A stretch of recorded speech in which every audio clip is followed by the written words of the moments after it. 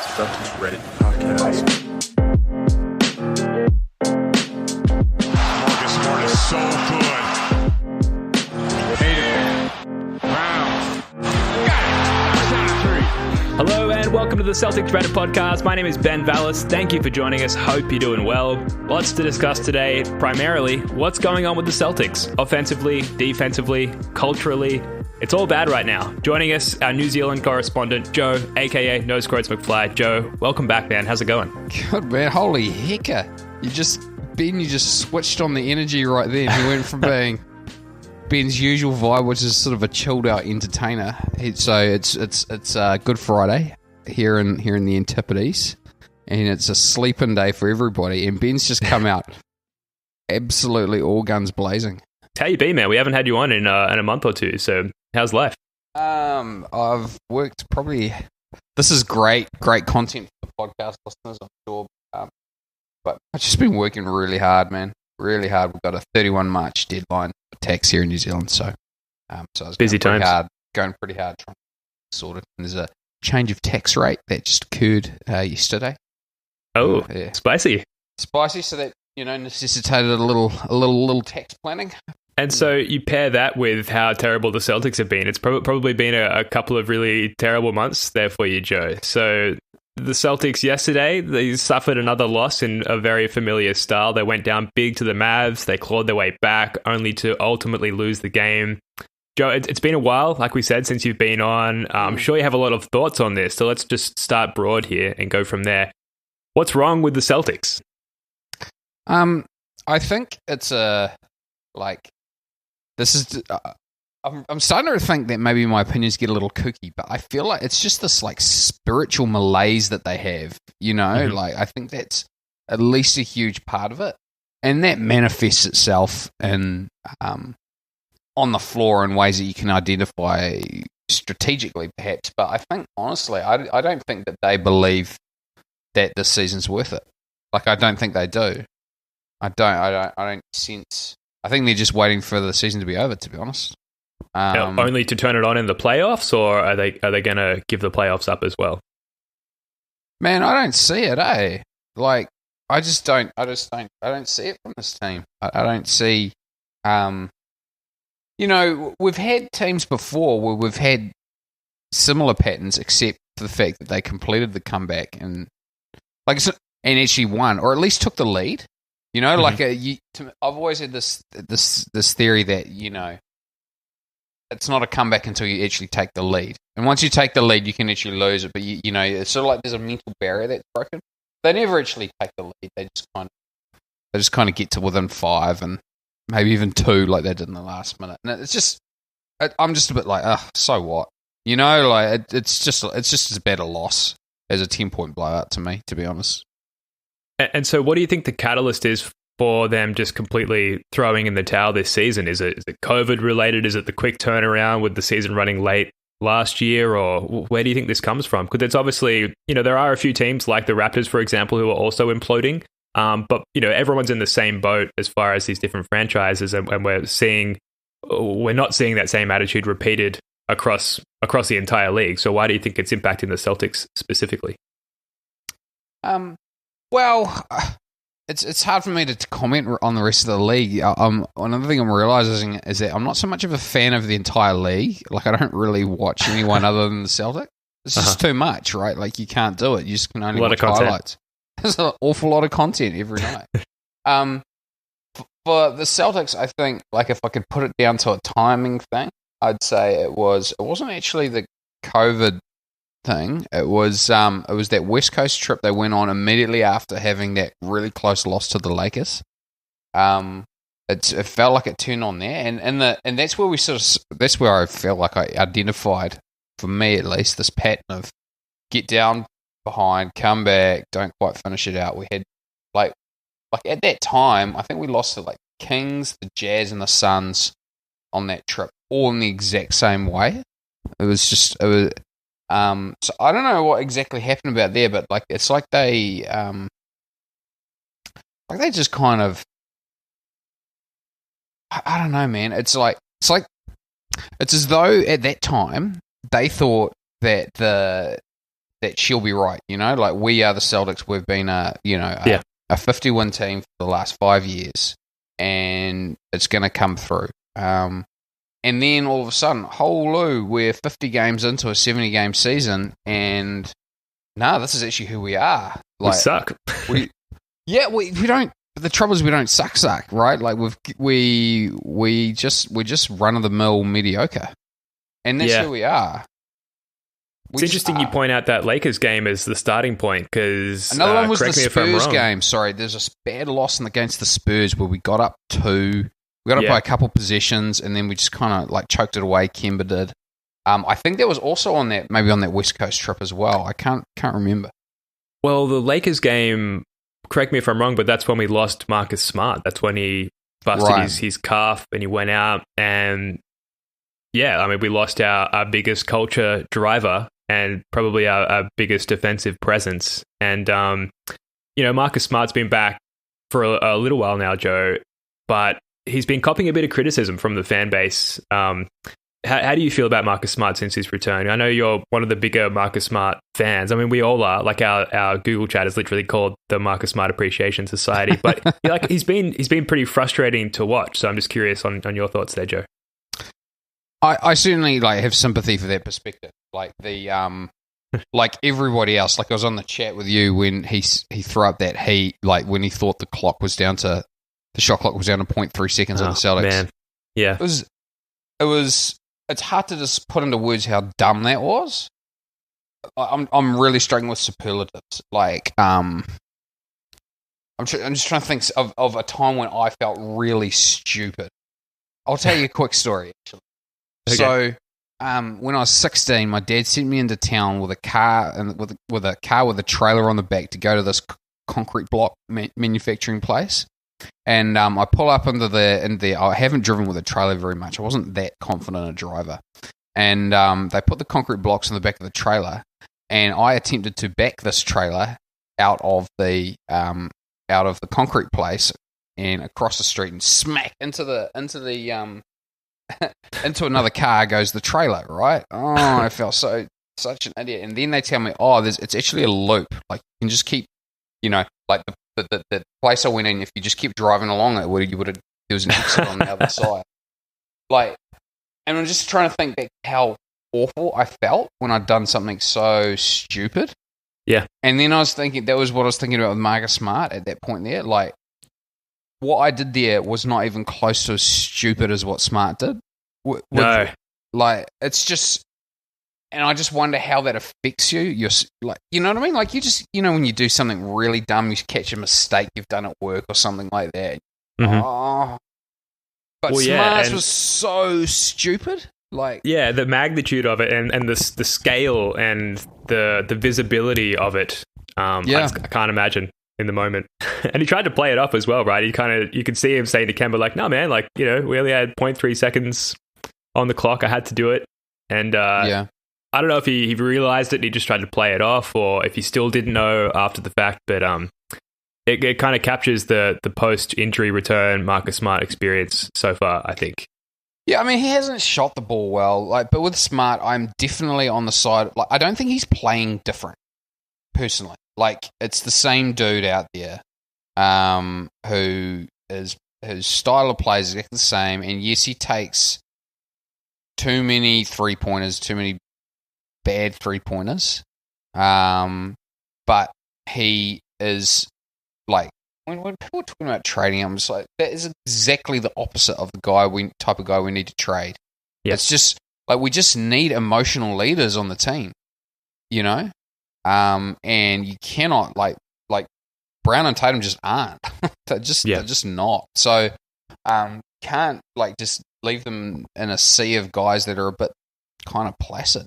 I did think that prior to Kemba Walker's return, Marcus Smart, he played like a modified version of Marcus Smart where he was a lot more pass first and more sort of setting the table and less jacking up a lot of these early shot clock boneheaded shots.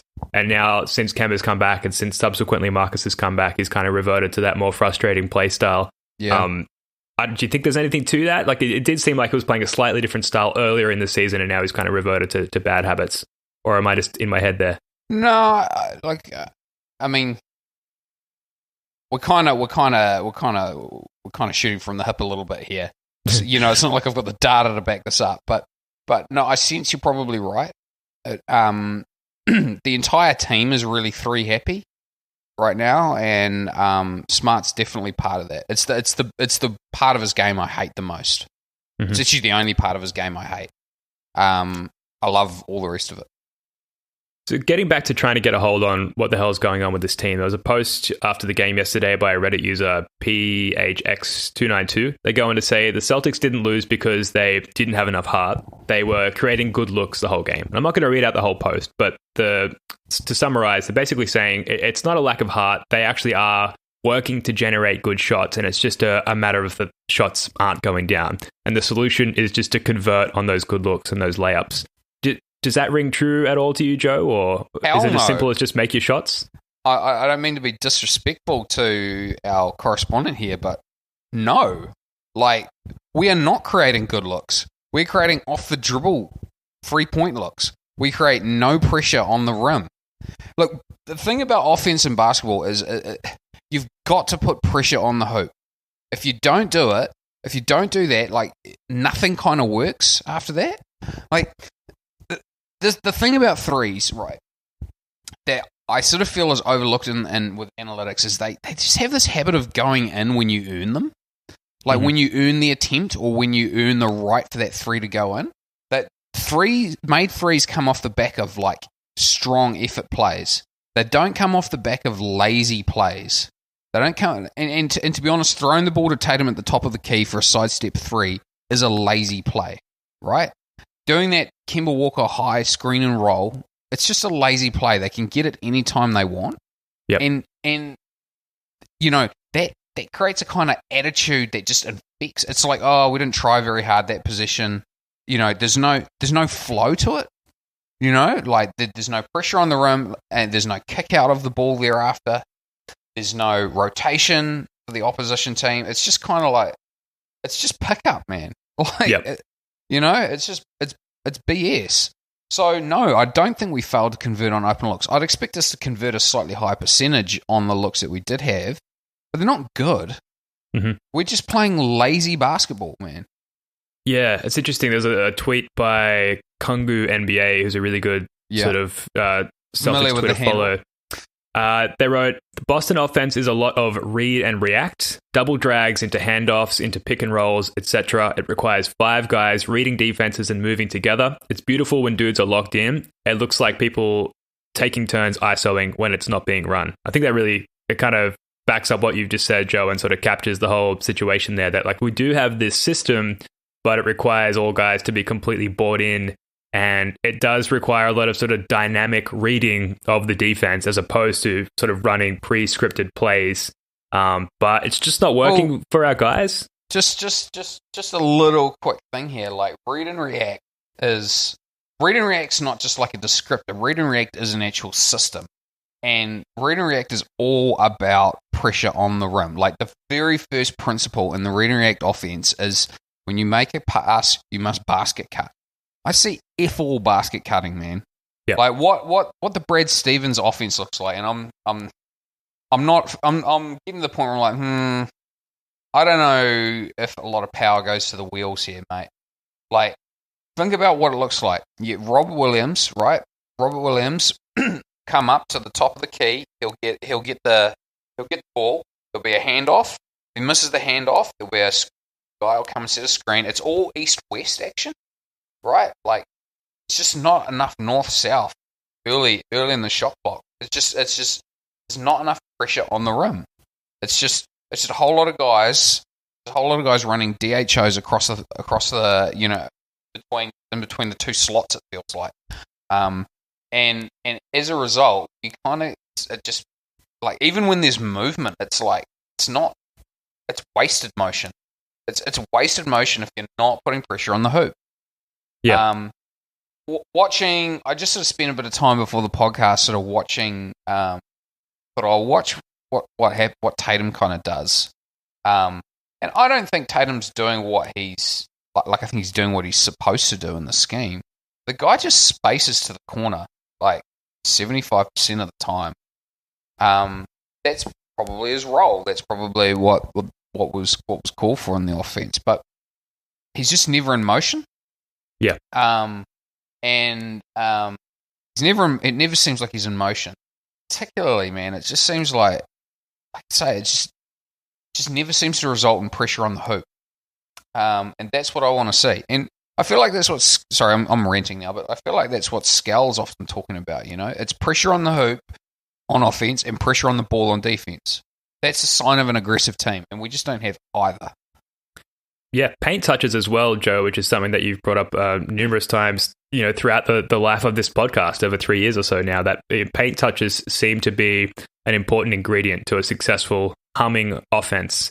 And, you know, you mentioned we're going east-west. They are zipping the ball around the perimeter of the three-point line, but we're not getting those paint touches. And I think until we start to see that consistently, you know, we're not going to start to generate the sort of open looks and the motion that one needs to get to the cup. If the ball's going around the perimeter, I'm holding up my hand right now. Podcast listeners can't see it. So if the ball just goes around the perimeter, the defense can just kind of like go like that, right? Yeah. Like yep. That's why a switching defense was real easy against that stuff. Okay, when you've got pressure on the hoop, right? What happens is the defense has to go like that. It has to squeeze in and then go out. That's where closeouts come from. That's where open threes come from. Those are the best things. Like, really, the point of all offense is to generate a closeout. And the best way to do that is you've got to get the ball into the hoop. That's got to collapse the D. Yeah, you got to collapse it. It's got to shrink and then have to pop back out. That's where it's at its weak point. It's not at its weak point when it's just moving around in a circle. You know? Like, it's to be honest, switching's pretty easy. You know, if you know that there's no threat coming back. You know, there's no threat on you north-south. Yeah. Just on your Tatum point a moment ago, I thought he was really good in the game from halfway through the third quarter onwards yesterday against the Mavs. I think I think his dad came out after the game saying that was angry Tatum or mad Tatum. And it seemed like from a certain point of the game, about halfway through the third quarter, he just suddenly switched something on and he was able to get to the rim with ease. And he was driving with this sort of forcefulness that we don't normally see from him. You say that, you know, he can't be an emotional leader, and I think as he's currently constituted, I agree with that. But he did seem to have some sort of emotional drive behind him at that point in the game, probably because he was humiliated with being down so much. And it seemed like, you know, the amount of times that he was able to drive and get to the rim and finish or draw fouls, like it was very un-Tatum-like, but also very surprising and frustrating because, like, okay, you have the ability to do that. Clearly, that's something that you're able to do. Why aren't we seeing that from you right from tip-off? Did you notice a difference in Tatum's game there from sort of that point in the game onwards? Well, we started to close the gap, right? Like when I say is not, I mean it. Is not emotional, is not an emotional leader. I mean, I'm trying not to be too, like, not to try and overly jump to conclusions about the future, you know, about what he can be or can't be. But the reality is, you know, like, he is not. Just to talk about the point that you have, the question that you asked directly there, Ben. I think Tatum's uncomfortable driving. He always has been. When you watch him drive, he doesn't have great balance. He often has his head out in front of his feet, right? Like, he's not that graceful. Like, Brown's a much more graceful athlete. And Brown has much better balance. And Tatum, like, one of the reasons why he picks up those offensive fouls for pushing his elbow out is because he needs to do it to regain his balance. Like, he's like it happened. He had one great play where against Dallas, this was in like the second quarter, I think. He hit corner with a pass, like he kind of drove, did the Hayward spin, and then dropped off the corner. Like, that was another classic one. He has to go like that because he loses his balance. So he needs to learn to generate contact while staying within himself. I think he needs to learn to use his shoulder a lot more effectively because he keeps reverting to this elbow thing, but that's because it's like he's trying to, like, sprint into the thing. You don't sprint into it. It's like you push through it. It's like the difference between like a deadlift and a jump. You know, deadlift is like the slow squeeze, you know. You kind of got to do that with the contact.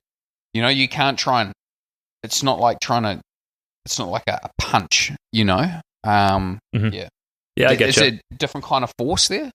So he needs that, man. Like, he really needs that, because his points are just too, like, they're too finesse, and they're just going to come and go. We need consistent production. We can't just have him making shots when everything's going well. Yeah, interesting. So just quickly before we move on, Reddit user Gaga Kaba wrote, so on that Congi thread about the issues with our offense, they wrote, "We looked so good against the Bucks last week. Everyone was moving on a string. I don't know why they keep ISOing. They can't even get to the free throw line." So on that Bucks game, like, they looked great. And it's kind of a callback to that first Reddit post that we called out, where, like, you know, this time they were just converting on those open looks, and it resulted in a pretty decisive win against the Bucks. So is that an anomaly, that Bucks game, or is there something that we can glean from that as far as how this team should adjust going forward? Or I'm just curious how you feel about the Bucks game in contrast to everything else we've sort of discussed so far. I just feel like it was just 1-1, and we won as many as we lose. Simple as that. Yep. Yeah, and you know, look, if the Celtics had shot at a normal percentage last night, we probably would have won. But it doesn't change the fact, right, that this team has established a pattern of play that is kind of consistent with a spiritual malaise. There's no they're not the aggressor, you know? And you know, they're talented basketball players. They get paid millions and millions of dollars to do it occasionally. And in their case, one time out of once every other game, it will go okay for them, you know? But it's not meaningful. There's no future for this team as currently constituted. There just isn't. Like, this season at least, you know? It's not going to happen, man. I'll keep watching and hoping, but I know what I've seen, you know? Yeah, I think I'm there with you, Joe. Speaking of their constitution, or how they're constituted, how do you feel about the Evan Fournier signing or trade? So, I sort of thought that the biggest thing we needed was an emotional, like, sort of an emotional catalyst, right? Like, that's the biggest thing that the team needed. Then, like, passing. Then, like, defense, and then, like, shooting. Like, kind of roughly in that order. Yep. And I sort of thought, like, for a start, like, there's no way a trade can be bad when it's, like, 2 second-round picks. Plus, I think you made the point, you've also got to think how many second-round picks did we pay to acquire the trade exception from Charlotte, which was 2, right? So I guess maybe 1. So call it 3 second-round picks. Well, we also gave up a couple in the Tice trade, and we had to move on from Tice to free up some cap space. So okay, so let's add those together. I didn't like the Tice trade. It was I don't I understand why the ownership wants to dodge the luxury tax on a team like this year, but I'm like, man, I just wonder what would have happened if we just paid Horford. I just wonder what the chain, the think about the dominoes, you know. Anyway, so the price was, in a vacuum, the price was pretty good, right? Like, you can't complain about 2 second-round picks for Evan Fournier. I think he's the right sort of salary to acquire, right? Like, we need to acquire guys. I'm not worried about the expiring thing at all. What I'm concerned with is acquiring guys that would at least want to use their bird rights for. Because that's what allows us to move, you know, over the cap is acquiring those guys. If we'd acquired someone like, say, let's just say Cole Lowry was making, I don't know, $28 million a year, we wouldn't want to re-sign him for that number. So that would mean we'd used up, say, it's whatever we're willing to re-sign him for is actually what kind of the useful amount of salary is. And I think Evan Fournier as for the player he's been in Orlando is roughly worth the salary, you know, that he's getting right now. So I was okay with that, because that means we can effectively extend the life of the TPE, right? Yeah. Because it's salary on our books that we can trade. And also, like, the biggest problem for us was we never had exact change for trades, right? Like, there was nobody making between $10 and $20 million. We just had, like, these max guys like Horford and Hayward and Irving, and then we had guys on their rookie contracts. And you need change, You need the right change to make trades. I said, you know, like, otherwise you're overpaying. Mm-hmm. And so to me, he looks like he's. I would expect that he wouldn't be a negative value contract at $15 or $20 million a year, right? Sure. So I'm in favour of that acquisition. I just don't think it solves the problems for the team this year, really. Yeah, but it is. I mean, I agree. I don't think that the season can be salvaged in any way, but I do think that it adds one more notch to our belt as far as, okay, there's one more reliable rotation piece. And in a team that's floundering in the way that the Celtics are, and a team that has so many young first or second year players, you know, your Grant Williams, your Romeo Langfords, to have a vet, savvy 28-year-old vet on a sort of a mid-tier, so he's earning $17 million a year. We've got his bird rights this offseason. So he is retainable. I do think that is a net positive for this team, and that we've got access to one more reliable contributor that we wouldn't otherwise have had access to. Totally. So segues nicely into this next post. This is by user Ducci D, and they say, "This is early to say, but I'm looking forward to the offseason." And they go on to write, "I can't think of a team that needs a roster reset more than the Celtics. I don't know what Danny Ainge will do, but it's clear that this team, as currently constructed, just won't get it done." So, Joe, what do you think the plan is for the offseason? What does the ideal offseason look like to you, and does it include an Evan Fournier re-signing? Well, yes, I would have said so, because that's what, like I say, that extends effectively it extends our traded player exception, right? Sure. What else though? Man, I do honestly wonder whether it's worth tanking right now. like it wouldn't be the worst thing in the world if Tatum just had a bit of tendonitis. And I hate that that's where I've come to, you know? Yeah. But truthfully, we're not good enough to do anything. We need more talent. And fortunately, we have all of our own picks going forward. It wouldn't be the worst thing, man. It wouldn't be the worst thing. But I want to take all that back, because we have the curse of IT to deal with. And I don't like our chances of going into the lottery room with the curse of IT hanging over our heads. What if we send IT as our lottery representative? How good would that be? Or is that just too re-sign douchey? We won't re-sign you, but can you please go to the draft lottery on our behalf? Didn't he go in 2017? Wasn't he wasn't he a rep with Markel Fultz when we won? I think he went 1 year. Yeah, it might have been that year. I want to look that up, but and we ended up with Tatum, right? So he's clearly good luck. But that was before the curse. It is staggering to think about what, just the amount of things that have not bounced our way since trading IT. There's so many things. It's just, it's. I know this makes me a Coke man, but I believe it, At this point, it's hard not to believe. It's just so clear. So many things have gone the exact wrong way. Starting with the Hayward injury, and I'm even as superstitious to think, you mentioned that Tatum is not confident at driving to the rim. Is it because he saw Hayward crush his ankle right under the rim in his very first NBA game? One could be forgiven for being hesitant to put yourself in a similar position by driving to the rim if that was your first NBA experience, essentially. So I'm that deep into it. I think that the curse of the IT trade runs very deep and is still permeating through our roster to this day. I know I bring this up a lot, but the other thing that people always forget to mention is the reverse protection. The Sixers offered us 2 picks. Their number 3 pick that year, and the Lakers pick in the following year, which was reverse protected. It was unprotected between 5 and 10. So we reverse protected it. If we had just not protected the pick in that year, we would have gotten the Lakers pick at 10, whatever it was, which was Mikal Bridges, or there was heaps of good guys that they drafted Mikal Bridges. He'd be kind of useful right now. And we just if we hadn't have just been that greedy on that pick, man. It was the 1 year the Lakers won 36 games or something like that. And, oh, man. Yeah. And we wound up with Romeo Langford out of that pick. God bless him. God bless him, but it's probably not going to work out for Romeo. Even if he's actually good. He's an unfair victim of the IT curse. Totally. It's not his fault.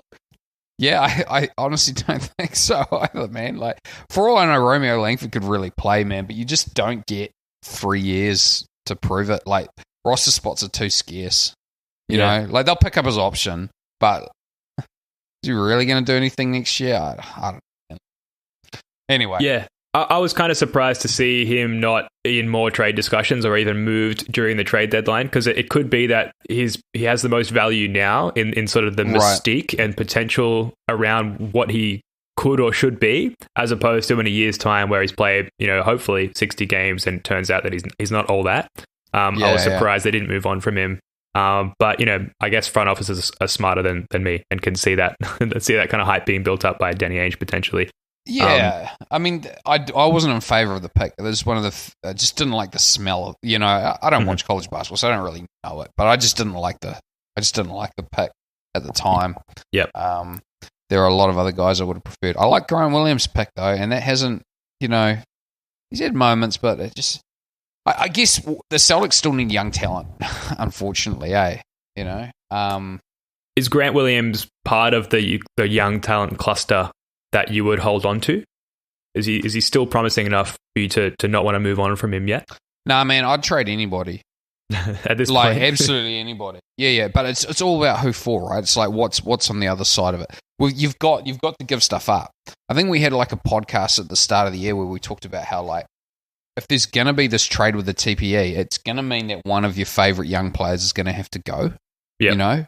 Unless we got a situation like Fournier where they just kind of they weren't going to re-sign him and they gave him away. They effectively did a sign and trade early, right? Yeah. So, So look, anyone can be traded. You got to be willing to trade anyone, and I think that includes the two J's. It's like I'm trying to be careful here, but like they are. Look, if you have two All-Stars on your team can't be a 500 team. Two genuine All-Stars does not equal 500 team. Yeah, we are a 500 team. Ergo, we do not have two genuine All-Stars. Yeah, sure. So, like, there's something in the alchemy there that just doesn't work that well. Doesn't mean that they can't play together with something else in the mix. I'm not sure, but I remember the start of the season. I remember thinking, Hayward must have like looked at Charlotte and compared the roster with Charlotte to the roster of Boston and thought, it's kind of around about the same thing. There's not like I'm not materially closer to a championship in Boston than I am in Charlotte, but in Charlotte I get to play a little more basketball. Yeah, absolutely. And it's worked out pretty well for him. Yeah, it has. And thus far, if that was his assessment of Boston, he's kind of been proven right. He's having way more fun. Yeah, and the Hornets, they're swinging into Boston, I think on Sunday or Monday. I'm pretty terrified of that game because I feel like it's going to be this affirming loss where if Rozier and Hayward, swoop in and just pound us into the rubble, that it's kind of like almost like the final death blow, like just confirmation that everything we've done in the past 2 years has been completely wrong. Yeah. Would you do you're talking about the two All-Stars and being a 500 team, would you do the Brown for Beal straight up swap? If that, obviously we'd have to throw in a few little pieces as well, but if that opportunity arose, would you pull the trigger there? If we were like 8 games over 500, probably. Right. Okay. Yeah. Beal's just better, man. Like he's always going to be better than Brown. But if we're 8 games over 500, isn't that sort of to say we're on the right track with the team as currently constructed? Yeah, actually, now I'm thinking, I'm kind of, if my rule is, hey, if you've got two All-Stars, they should be good. Like, I'm thinking Washington Wizards, right? Like, they had two genuine All-Stars and they were a so-so team, but they're like a 45-win team, right? They should be your baseline with two All-Stars. Yep. And I guess right now we're looking at like a 41-win team. So maybe it's not that different. But I might retract that take. This is the... That's where we're at as fans. Like we're just kind of... We don't know what's going on. Well, okay, it's got to put us... It's got to it's got to make the future way better or the present way better, right? A trade, you know, and that kind of trade probably doesn't really. It makes us better. It certainly makes us better in the present, but better enough to actually be good. Nah, I don't think so. Yeah, nah. We would just be. We're just another team, like with them. With I think Beal helps in the sense that, okay, our offense at the moment seems to be, for whatever reason, just jacking up shots in ISO, and Brad Beal is probably better in that sort of format. But if we continue along those lines and continue to run our offense that way, then it doesn't matter who we've got in that position. We're not winning shit. So, I think we need to stay the course with Jaylen Brown. And look, it's a hypothetical, and that opportunity isn't presenting itself anytime soon. So we don't need to spend too much time on that. I don't. Yeah, and I don't mean to say that they're not. That I think they're bad players. It's just that, like, it just doesn't add up to 2 All-Stars worth with them together. You know, Yep. I'm not trying to assign like moral blame to them for the season, but the reality is they are the 2 best players on a team that's 500. That means they're just not that good right now. You know, they're good, but not that good, and they're young, but they're not that young. You know. So it's going to tilt, and like you can see, if we have another season like this next year, like heads will roll, like they will get traded. You know, it is conclusive at that point. You know, and at that point they've kind of established who they are. So we kind of need to. It's like we need to make a judgment now, because if we were going to trade one of them for some sort of future asset, right, we'd have to kind of make that decision now because their trade value is still as good, right? As it would have been. But I guess surely the one thing with this season, it's why it's hard to pass, you know, an accurate judgment on the team and the young players we have, is this whole COVID thing is crazy. And we have been one of the more COVID-stricken teams. And, you know, another team that's been riddled with COVID has been the Raptors, who were great last year. And, you know, a lot of COVID in that team. And as you can see, their record sort of reflects that. And yes, all teams are in the same position in terms of opportunities to practice and just general proximity to one another. But certain teams have been affected more, like literally, by contracting coronavirus than others. And I do think the Celtics are one of those teams, and are clearly showing it. So that is kind of the difference in why. Yeah, like if we have another season like this next year, hopefully that's in a post-COVID world for the most part. And that would, if we did have another season like this, it would be a genuinely bad season because there's less sort of COVID-y, pandemic-y factors influencing that. And we'd just be having like sort of a genuinely bad season, as opposed to now where it's kind of difficult to pass that judgment because of all the variables and things flying around there. That make any sense at all? Well, yeah, I mean, it makes sense. Hey, we've had COVID, therefore the season hasn't, you know, our players have been affected, therefore our season's gone. Like I can make a syllogism out of it. Do I buy it? Not really. Like I sort of feel like everyone's in more or less the same boat in the league. The Raptors, I mean, they also have the fact that they're like have been kind of basketball vagabonds for, you know, coming up 12 months now, right? You know, they haven't played once at home for 12 months. They got that Tampa Bay sunshine instead of the dreary and coldness of Toronto. But the Raptors one does give me pause, because to me that's like, I don't watch them really, so I don't know what's happening with their team, but I loved how they played. Like exactly. I think they're great, and I that doesn't make sense to me that they've just fallen off a cliff like the way they have. So if you had to cut all but 3 players from the Celtics, say it was some sort of deep expansion draft, you can only keep 3 guys on the team, who are you keeping from this current Celtics team? It's Tatum, Smart, Brown. Really? Not Rob Williams instead of Smart? Nah, Smart's a proven NBA player. Rob Williams is a center. Like, yeah, okay. Rob Williams might be great, but like this, you know, like what are we expecting for Rob Williams? You know, I think there's a lot of maybe unfair expectations on Rob Williams, given that we're all clutching at straws as far as what to be optimistic about. I think the expectations for Rob Williams are really, really high among the fan base at the moment. Yeah, and look, he's, you know, what you see from Rob Williams right now might be it, you know, which is pretty good. Like he gets lots of deflections and cool dunks and great passes, and he's certainly better than, like, I was wrong about him. I thought, I mean, this guy's just going to be a loser, but he's not. He's he's got some stuff. That's great. But yeah, I don't know if he's like Al Horford, like in terms of a guy that's effectively running the pick and roll stuff has been run through him. I'd still pick Smart over him, man. Okay, for sure. We're close to wrapping up here, but we haven't talked about Brad Stevens yet, and there are a couple of interesting quotes from after the Mavs game. So John Corrales tweeted this quote from Brad Stevens. I'm not going to, again, sit up here and talk about what we can do and what we hope to do and all that crap. I've been around good teams and I've been around bad teams, and we're very average right now because we don't do it every night. And then Keith Smith also tweeted this quote, reported to Brad Stevens, what are you most satisfied with? Stevens hesitates, and the reporter adds, if anything. And Stevens finishes with, if anything, yeah, if anything, that there isn't anything. That's maybe one of the first times all season that Brad Stevens has kind of, I won't say gone in on the team, but been a little bit more honest as far as like his disappointments. We suck. Yeah. That's what he's saying. Yeah. I mean, is Brad Stevens deserving of any of the blame? I mean, we talked about if we have another bad season next year that, heads will roll. Is Brad Stevens potentially one of those heads, or do you think he's sort of the pillar of stability and if anything, he's the one safe seat?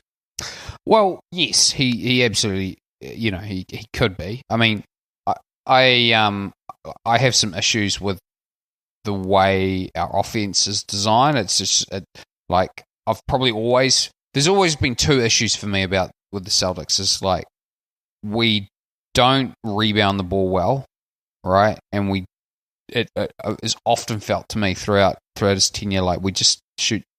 I just don't like the type of threes we get, Mm-hmm. And that's a function of coaching. But I also, one of the really valuable things about having a coach with safety and with the backing of the front office is it just creates accountability, right? Like, just means you can't get away with BS in theory. So I don't like a reactionary firing of a coach, particularly one who has got some. It's not like Brad Stevens doesn't have runs on the board. He does, So I would err on the side of keeping him because I feel like it maintains organizational stability. And basically, like if the organization's strong, right, you get sustained success. And the Celtics have an opportunity to do it. I mean, Brad Stevens has been awesome for 8 years, you know. But is what he's saying getting through to his team? Like, clearly not. Yeah. Clearly not. So at some point that can't continue. Yeah, it was interesting. Tatum was interviewed by, I don't know if you can call it interviewed, but he had a conversation on ESPN with Stephen A. Smith earlier today. And I think Stephen A. Smith was basically trying to get Tatum to say anything negative about Brad Stevens for a headline. And it was really good to see that Tatum just wouldn't do it. And he also added that it's not Brad Stevens' responsibility to rile the team up and inject energy into them. It's his responsibility to prepare a game plan for whatever game and get the team across it. And it's up to the players to go out and hype themselves up and to execute that game plan. And Tatum's point was that Brad Stevens is doing a fine job. He's not perfect, is what he said, but he's doing a really good job of preparing them for the games. It's really on the players for not executing. So I don't know. My point is that it's good that even at this point, Tatum, given the opportunity, still isn't going in on Brad or really saying anything negative about him at all. So I think that's a really good sign. Yeah, I think Tatum's a genuinely nice guy too. That's what, it helps. Things could be worse. Hey, things we could have two really unlikable young stars as opposed to two slightly ineffective young stars. We could be the Sixers. We could be, yeah. Although that would perish the thought. Dare I say it could be all right at this point in time. I wouldn't mind just stealing a few wins from their win column there. We're going to wrap up with this, Joe. It's a post by Leroy Browntown. Simply is titled, "This team is bad for my health." And they go on to say, I'm not going to read the whole post, but I think we all know what it's going to say. "I really don't know what to say anymore. It's truly painful to watch this team play. I'm usually the guy that's pissed about all the negative bullshit getting thrown around on this subreddit, but this is really just ridiculous. There's just too much talent on this team to be bad." We've covered a lot of the why and the how, Joe, but I'm really just interested, and this is a theme we've touched on throughout the life of this podcast, coping mechanisms. Like for you, and you said something interesting in our Slack a week or so ago, that this is where we earn our stripes as fans. Totally. So I need to hear this from you, Joe, as much as I'm sure some of the listeners do. But like, how are you sort of mentally coping with this? You know, I think that watching the Celtics play Celtic basketball is a source of a lot of happiness for a lot of people, especially in these crazy pandemic times. How are you sort of mentally remaining optimistic throughout this part of the sort of the Celtics season? Well, I'm not like optimistic for this season. You know, like I don't think the season's going to go well, but you still gotta watch, right? Like it's like, you know, they still going to throw the ball up again for the next game, and anything could happen, right? And it's basketball; it's fun. It's great when it goes well. People lose interest around when the teams go bad, right? And then you get to say in 5 years' time when things are going good, oh, I've been a fan since the days of the 500 season when Tatum and Brown, they were just young back then. Like, just you want what story do you want to be able to tell about the team? You know, like for me, I mean, part of my early fandom was the really bad years, where like 03, 04, that was a horrible season. Mm-hmm. You know, that was where after Antoine Walker got traded, and we were like a 35-win playoff team, you know. Sure. Like that lasted a few years, right? Or not even a playoff team. Then we had a kind of good one. 04, 05 was quite a fun year. We actually traded back for Antoine in the trade deadline, and that's right. We had Gary Payton on the team as well. So we had him, Payton, and Prince was also on the team, and we drafted Al Jefferson and Delonte West and Tony Allen, and that was really cool. And then 05, 06, things went back downhill. 06, 07 was awful because we were tanking that year. You know, you develop a history with a team, and that's part of the fun. You know, is when the good times come around, as they eventually do, because there's some organizational stability. You know, you get to say you were there for the tough times. You know, and any game can still be fun in and of itself, right? Like that Bucks game. Like the Bucks game, right? Like just enjoy the good games when they come. Hopefully we get more of them than we do get less of them. I think we're going to get less of them than we get more of them this season. Yeah. It's interesting. One thing you said there was that the good times do eventually come around because the Celtics have organizational stability.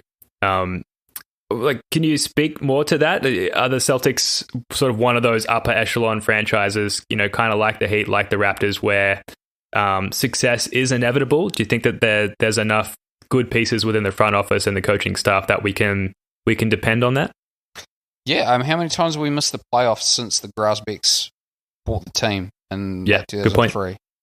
Like, we missed them in 05, 06, 06, 07. Then again in 13, 14. It's 3 times in about 20 years that we missed the playoffs. By quick count, I might have forgotten about something. But yeah, heck yeah. That's so much better. Man, that's so much better than being the Knicks. They have like 3 good seasons in the last 20 years, you know? Yeah. Like, yeah. The good times will come around. They will. Look, I think that's a really good point to end on, given where we're at in the season. All right, that's going to do it for this one. Thank you for tuning in. Joe, really good to have you back on the podcast, mate. Thanks again. Thanks, Ben. All right, we'll be back in another week or so. Until then, go Celtics. Peace.